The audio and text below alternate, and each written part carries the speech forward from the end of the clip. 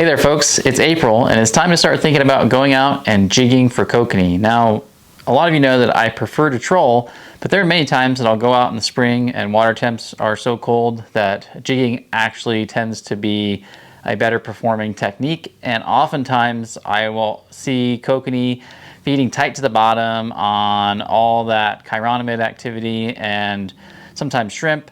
And so jigging is one of the best ways to target those really aggressive bottom hugging kokanees. So I thought I'd go over my kokanee jigging setup and show you how to rig this. It's very simple. That's kind of one of the great appeals about jigging for kokanee is you don't have to have downriggers and line counters and all this complicated stuff.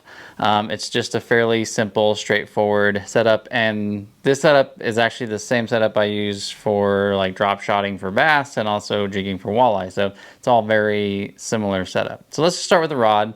I prefer spinning rods. You can use bait casters and a level wind reel, but I find that I can get down to depth faster. I can get line off of a spinning setup faster, and I can also cast it further if I'm casting to jumpers on the surface. So what I recommend is a 6.5 to 7 foot medium light graphite rod. That's all you really need. Something rated up to like a 1/2 ounce or 3/4 ounce. You can put more weight on there. It's not that big a deal.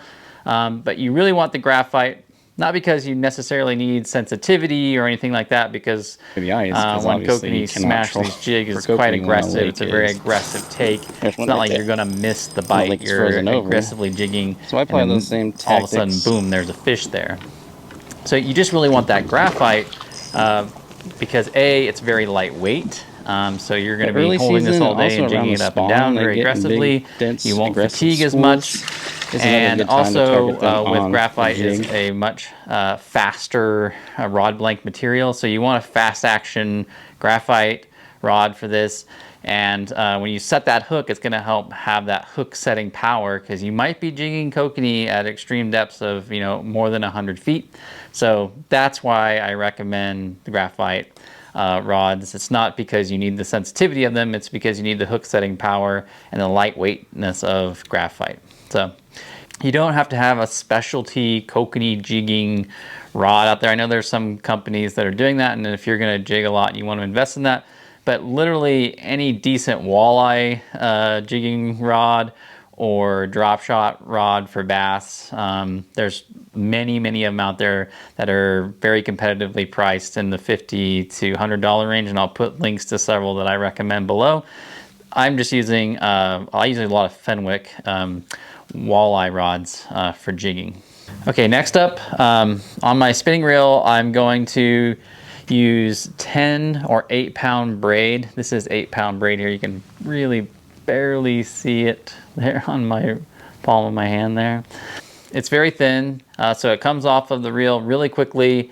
It's doesn't stretch that much, so you get really good hook setting power if you're jigging at depth. And they just happen just to nick the jig. A lot of times that's all it'll take. You could be able to drive that hook home using this braid here. You want to spool up as much as you can on your reel, because that'll make it easier for the line to come off of the spinning reel. If you have it underspooled, you have a lip there, it'll sometimes catch on that lip if it's not perfectly smooth. And that's why you want a full spool of 8 to 10 pound. I use Power Pro, but you can really use any braided line that you want. I just don't recommend things like Fireline from Berkeley because it is actually more hydrophobic.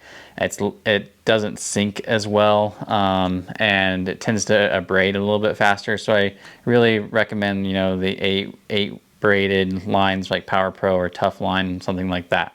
Now, tied into my braided line, I'm going to use for leader material 6 pound fluorocarbon here from Seagar. This is their red label. It's like their budget label. It works just fine for me.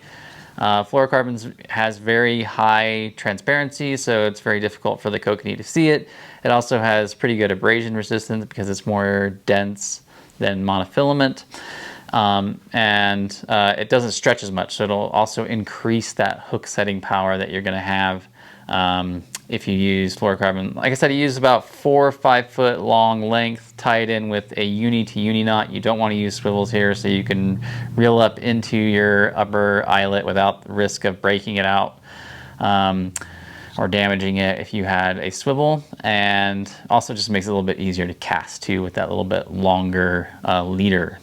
Now, tied directly into that leader material, I'm going to have my Kokanee jig.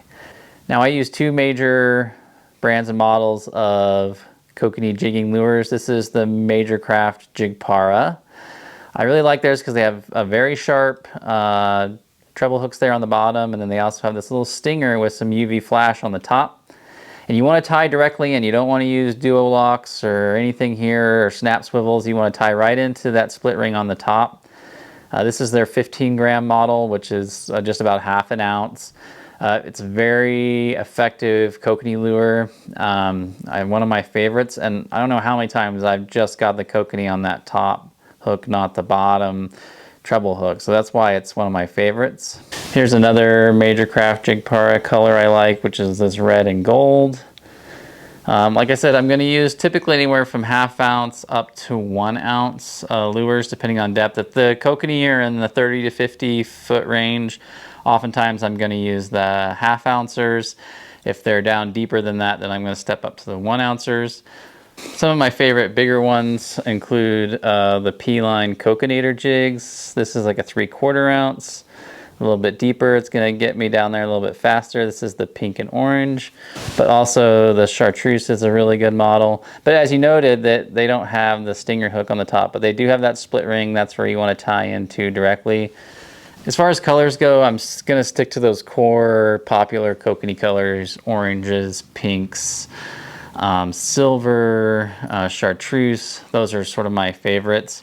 There's a bunch of other potential jigging lures you can use. You can use the P-line laser minnows.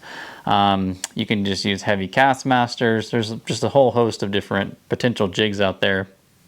The main thing I'm looking for is a suitably sized treble hook on the bottom and the right weight and shape. For me personally, I just like the action on the P-line Kokanee and the Major Craft Jig Paras, just because I feel like I catch more Kokanee on those ones than I have with some of the others I've played around with. All right, guys, I hope that helps. I'll put links to everything below. If you have any questions, just let me know in the comment section and I'll get back to you. And just remember, fish smarter, not harder.